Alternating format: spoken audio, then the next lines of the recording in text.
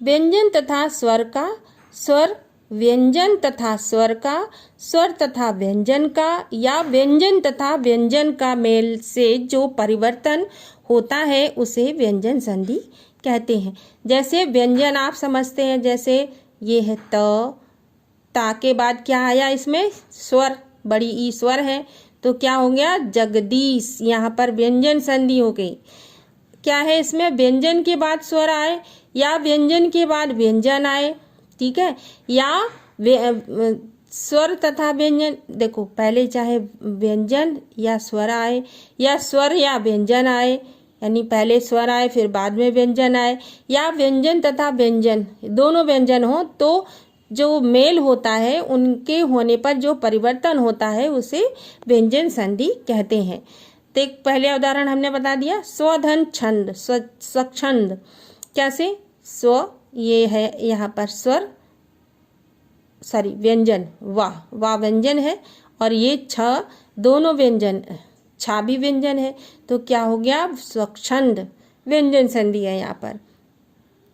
दिक धन गज, अब ये भी व्यंजन है क, और ये गा भी, तो दिग्गज, ये है यहाँ पर व्यंजन संधि है। इसके कुछ नियम है, व्यंजन संधि के कुछ नियम तथा उदाहरण निम्नलिखित है।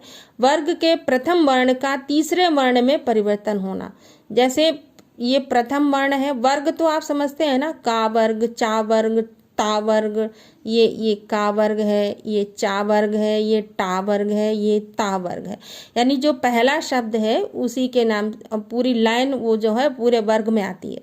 जैसे अब का वर्ग में क, ख, ग, घ, अंगा, चा वर्ग में च, छ, ज, झ, इया, टा वर्ग में टा, ठा, डा, ढा, णा, ता वर्ग में ता, थ, द, ध, न, ठीक है। तो इसमें वर्ग के प्रथम वर्ण में क्या है, जब हम इसका परिवर्तन करते हैं तो ये तीसरे वर्ण में परिवर्तन हो जाता है।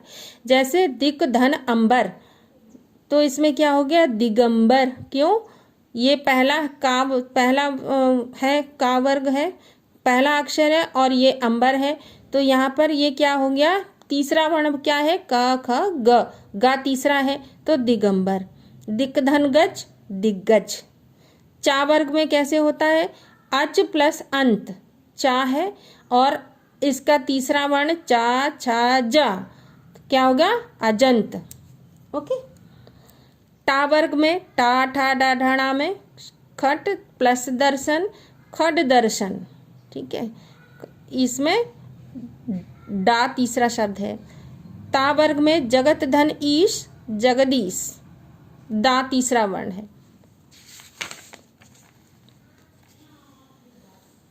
ऐसे ही पा वर्ग में है ये उदाहरण। अब पहले वर्ण का पांचवें वर्ण में परिवर्तन हो जाता है, और कभी कभी पहला वर्ण जो है वो पांचवें वर्ण में हो जाता है परिवर्तन। जैसे का वर्ग में है वाक धन मय, ठीक है, तो क्या हो गया वाग्मय, वांगमय, अंगा बन गया वांगमय। टा वर्ग में खट प्लस मास षडमास, सड प्लस मास षडमास।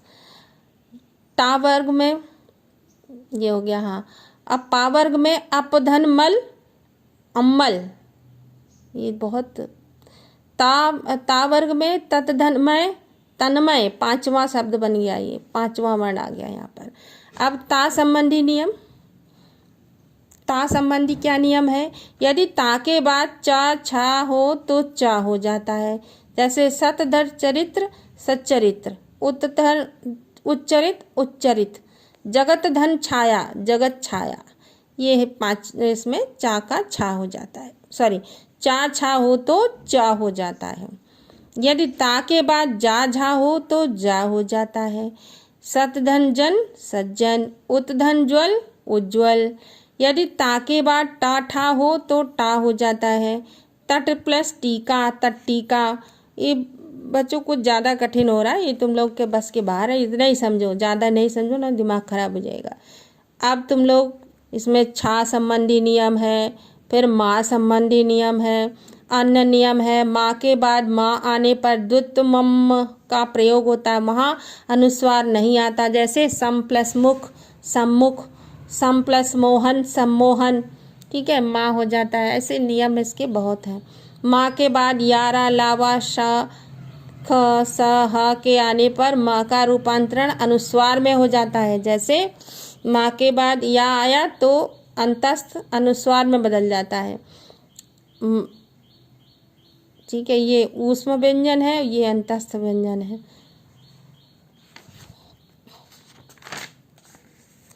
ये व्यंजन संधि कुछ ज़्यादा हमें कठिन लग रही है बच्चों, तुम लोग के तो बस के बाहर है। इसके बाद अंतस्थ ऊष्म नाकाणा ये छोड़ दो, अब तुम लोग हम विसर्ग संधि पढ़ो।